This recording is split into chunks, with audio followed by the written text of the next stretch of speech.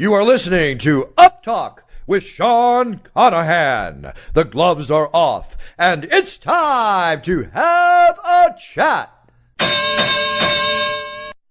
Hello, people, and welcome to episode 9 of the podcast. Brought to you, as always, by our wonderful sponsors, the Compass Rose Health and Wellness Center, Rest Ed Seminars, Daniel Sundahl Photography, and Life Shield First Aid Training. You can check them out at uptalkpodcast.com, your one-click stop for everything UpTalk. Please check them out if you get a chance, as they have helped make this podcast a reality. I would greatly appreciate it. As always, a trigger warning for those of you that may have those issues. Make sure you're in a good headspace before you listen to the podcast so you can get the most out of it.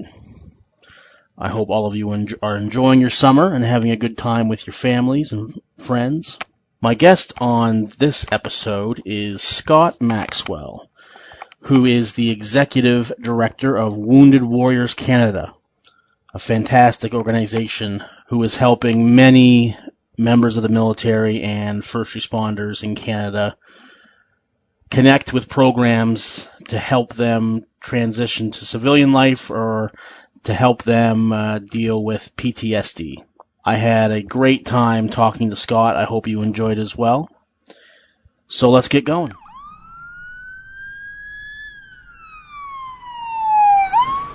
Welcome to the podcast, Scott. How are you today? I'm wonderful. Thanks for having me on. My pleasure. I know our listeners are going to be really interested in the things that you have to tell us about. Maybe to start off, Scott, maybe just give us your history of where you came from and how you ended up where you are. Yeah, I was working in Ottawa for a member of Parliament at the time when his nephew, Sapper Mike McTagg, who was blown up by a suicide bicycle bomber in 2006, and having never been involved in any uniformed service in my life, it was a big learning experience. At that time, there was lots of these kinds of things happening in Afghanistan, and Canadians were being killed and or severely wounded, and so it was just a period of my life where I started to learn a little bit and pay a lot more attention to what was going on over there. Right. And then, and from that experience, from that incident, the Sapper Mike McTagg Wounded Warrior Fund was incorporated, and so I just was following it along on the sidelines. In 2007, a high school friend of mine was killed in Afghanistan. So that year period was very galvanizing, and I thought if there's ever an opportunity to give back and raise some awareness and some funds, that I would do that if there was a fit. And 2013, the organization was looking to move beyond just a purely volunteer initiative and to formalize it and allow it to do and grow more and be more effective and helpful. And so then fast forward for me, that was about 6 years after Daryl was killed in Afghanistan. I thought, I'm only going to get this offer once. Why not give it a shot? And I accepted the position of executive director. I've been here ever since. Wow. And so we're talking about Wounded Warriors Canada. So tell us a bit about the program and its goals and what it seeks to do and what it hopes to do. Right. Well, what we wanted to do basically in 2013 was move it to ask ourselves the main business questions anyone needs to ask yourselves about who you are, why you exist, and how you're going to be most effective. And for us, it was really the change to focusing our efforts, energy, and time on fundraising and developing, delivering programs for mental health and OSI, PTSD, and that was really the kind of the big turning point for the charity then. And since, we've devised a spectrum of care, as we call it, that ranges from everything from homeless veterans, the most vulnerable, all the way to animal-assisted therapy for PTSD through service dogs, equine therapy, clinical individualized transition programs, couples-based care, and research through a 10-year PhD scholarship we have out of Queen's University in Ontario. So we now have 15 different programs that just a few years ago we only could count them on one hand how much we were making a difference and where. And it's just grown rapidly in a very short period of time, thanks to the care, compassion, and generosity of Canadians that donate to support our work.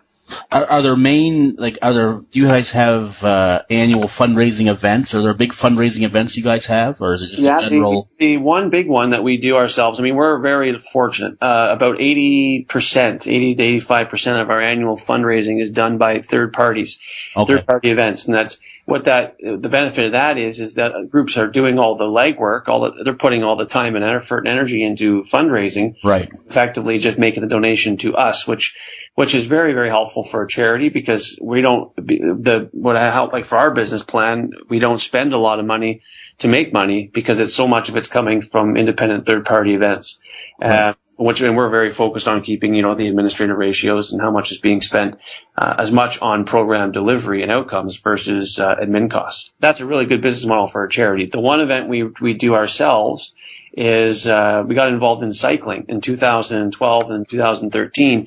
We ran these programs at the time. They were a program for ill and injured veterans where we would take them on, battlefield cycling tours in Europe. Oh, okay. And that time it wasn't a fundraiser, it was just a program, and we were covering the cost for our vets to go and do this, knowing how good, cycling sport is for body and mind. It was a good fit. And then in 2014, we started to do our own, we launched our first annual, Wounded Warriors Canada battlefield bike ride that took us from Juno Beach to Vimy Ridge. Oh, wow. For the 70th anniversary of D-Day. And then 2015, we did Vimy Ridge to Nijmegen in the Netherlands to commemorate the 70th anniversary of the liberation of the Netherlands. And our group just got back from Italy earlier this week. 75 Canadians, mixture of civilian, first responder, and military, cycled down the Adriatic coast, from Bologna to Monte Cassino. Man, I bet that was awesome. And that group raised, $400,000 just last week. Holy smokes! Wow, that's awesome. That's the fundraiser that we do in house. We've just launched first domestic bike ride, which will be themed around the Highway of Heroes in Ontario. Oh, okay. And last weekend of September 24, 25, where the group of up to 200 Canadians will cycle from the Afghanistan Repatriation Memorial to Queen's Park over 2 days, Saturday, Sunday in September. Excellent. Well, if any of your listeners want to get involved, or they're in Ontario or frankly anywhere in Canada and want to participate, just go to woundedwarriors.ca and learn more about these rides. That's awesome. Perfect. Now, you guys were you guys involved with the recent Invictus Games? We aren't directly involved in games. I know working with the team, some of the team members, that were there in Orlando, we've worked with and supported. So we are very familiar with the team and our Team Canada reps and how the team's being built out for next year. So yeah, they're not directly involved, but we do recognize the power of sport for both body and mind. We've learned a lot from our cycling events and continue to learn more. So we, definitely think that, if this is so everyone, that's why people always say, well, why do you fund 15 programs? Why don't you fund 2 or 3 and just, fund them, top them up as much as you can financially? It's like, well, because as you and maybe many of your listeners know, there's not one, magic solution to this whole thing that's going to help, support someone who's transitioning to civilian life or still serving with an operational stress injury. So we really try to diversify our ability to make a difference. Similarly, there's been a lot of people that have benefited greatly from sport. And so, we look at this in a pan fashion and try to really widen and broaden our ability to help people as well. We've had success where we now have a little bit of a toolkit where people come into our programs, and we've had someone say, the service dog that you've paired with me saved my life, and your couples-based programming, one program that I've attended, saved my marriage. So that's kind of what we're trying to do, is create something so when you come to Wounded Warriors Canada, you're not necessarily gone from Wounded Warriors Canada when the program ends. You might take advantage and avail yourself of some of the other things and great programs and services that we fund in other areas of this care spectrum. Right. I mean, and if anybody doesn't know about Invictus Games, definitely look it up. And the big thing is that it's coming to Toronto in 2017. Yeah. And I'm sure that'll be a huge event that I'm sure you guys will be a part of. That'll be great. And I hope to, in the future we'll hopefully have Invictus Games on, and we'll chat with him about that.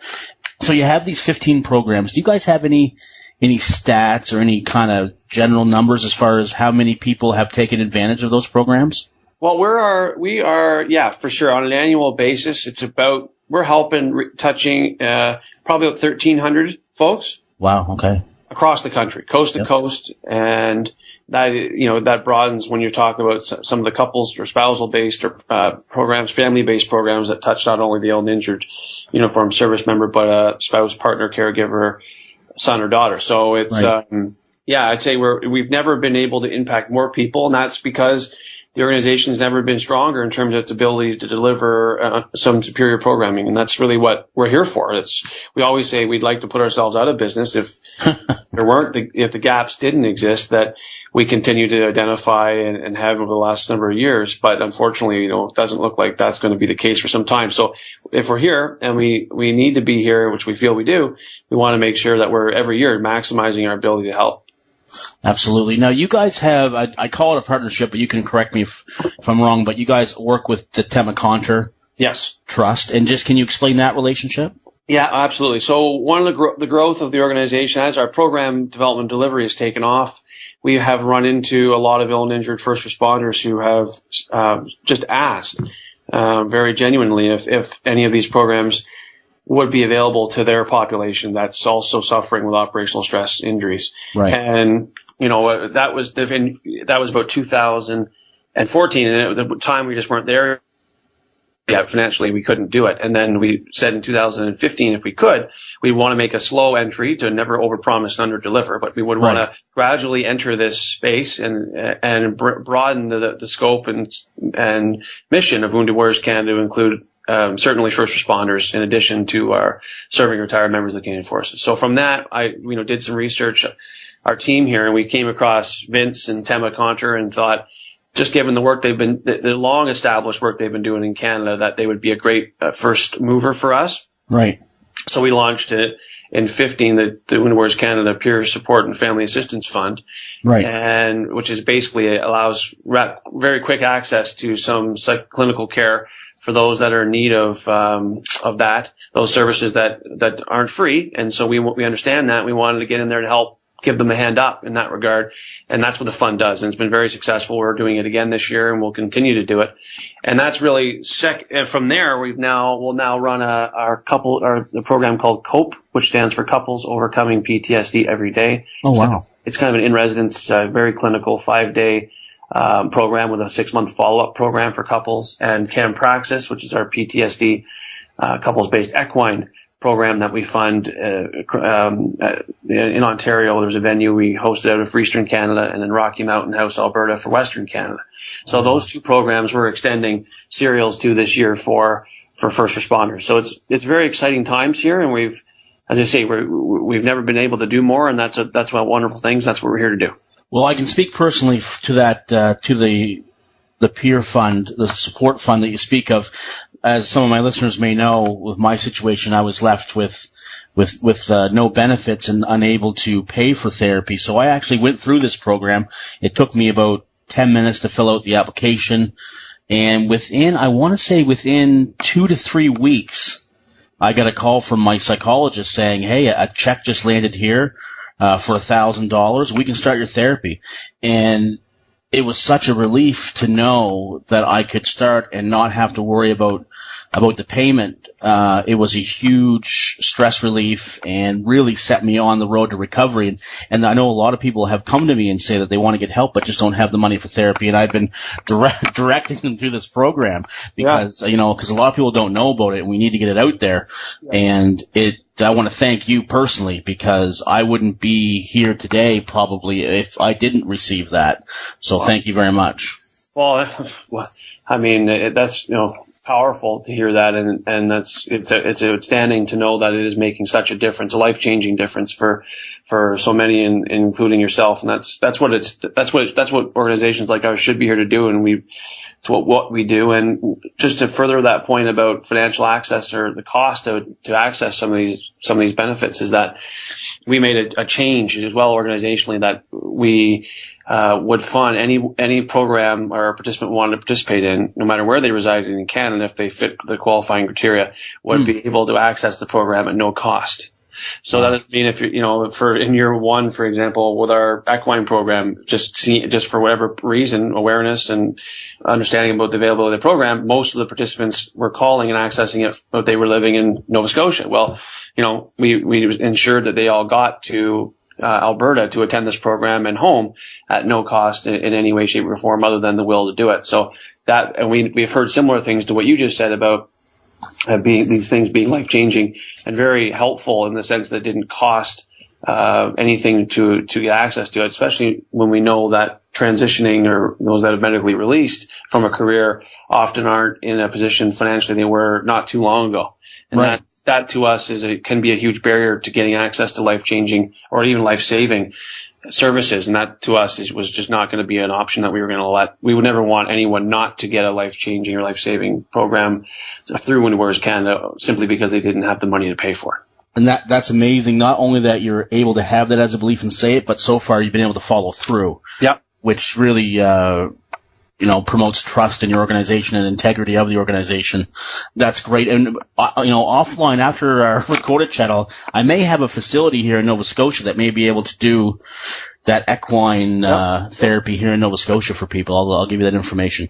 But that sounds awesome. I mean, I know that I've seen lots of headlines lately about equine therapy and just how much good it can do, especially for PTSD. And really something I need to look into and learn more about. But thank you for taking it on as one of your many programs. You mentioned your website. Yep. How can our listeners get involved and help out? And are there any other organizations that you guys have partnered with? Oh, geez. I mean, most of the programs that we fund are third party, but we centralized everything on the How We Help page of our site. So it's hopefully it's very straightforward and easily accessible. So you just go to woundedwarriors.ca. Okay. And the How We Help page is a tab on the homepage, and everything that we're funding current for this year is on there, and it outlines how to access, if someone feels that would be helpful to them, they can access the third party directly from that page. So we're trying to make it as easy and informative at the same time to access. Right. So that's probably the best place to go. Perfect. No, I'll get that on there. Obviously, we'll add these links to the podcast website so everybody can go and check it out. Scott, before I let you go, and thank you again for taking time, if you had a message, if you could say something to any listeners today that are struggling with mental health or PTSD in particular and not quite knowing how to get through it, if you could say something to them, what would you say? Well, first is there's a lot of people that want to help those individuals in those situations and rely on that help and really leverage it, because there's a lot of people that care and really want to help put them in a better place. And second to that, of course, is where there are a lot of resources out there, and I know it takes time to navigate and find them all, but there are a lot of resources out there at no cost to help, and that's what they're all there for, and they should be accessed in their time of need. So, to spend a little bit of time, don't hesitate to reach out.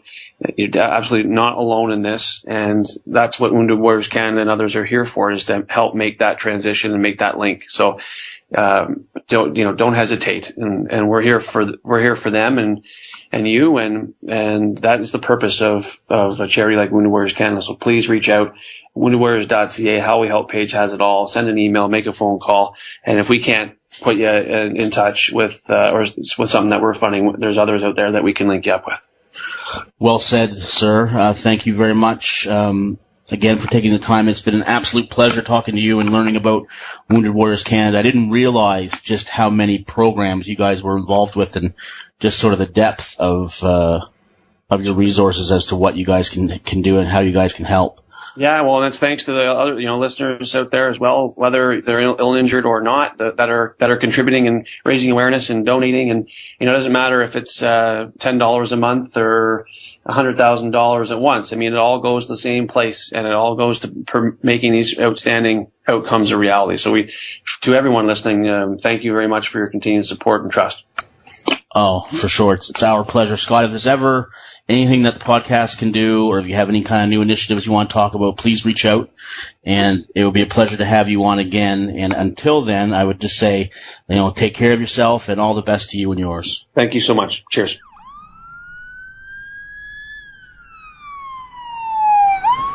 And that's a wrap for episode 9. Again, I hope you enjoyed listening to it as much as I enjoyed doing it. And if you get a chance, please check out woundedwarriors.ca. Of course, I'll be putting all these links on the podcast website, uptalkpodcast.com.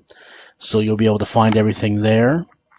And again, as I said during the interview, a sincere thank you to Scott and Wounded Warriors Canada for what they did for me in funding my therapy. Because without that, as I said, I don't know where I would be today, and it is very likely that this podcast would never have gotten started. So, a sincere thank you, and right from the bottom of my heart, thank you very, very much. If you were in the same situation I was in and need therapy, but don't know how to pay for it, please check them out and check out that fund application. It is not difficult to fill out. It's very easy to fill out with your psychologist. Like I said, it doesn't take very long, and you get some real money to start funding your therapy. So very valuable, worthwhile program that is available to everybody. So use it. Please don't sit and not say anything and not use it. If you don't ask for help, we don't know you need help. So please reach out. In a couple weeks, there's going to be another episode 10. And that's going to be a chat with Alan Kobayashi from Light On PTSD. Really awesome guy and great chat. I think that you will enjoy. Again, thanks to the sponsors of the podcast, which you can check out their links on the website. And until we speak again, please take care of yourself and each other. 'Cause we ain't superheroes, we're just ordinary people trying to make a difference and the first on every scene. And it's a heavy, heavy burden to carry all this hurting when you can't unsee the things you've seen. It keeps going on. When those sirens are gone, it keeps going on. When those sirens are gone.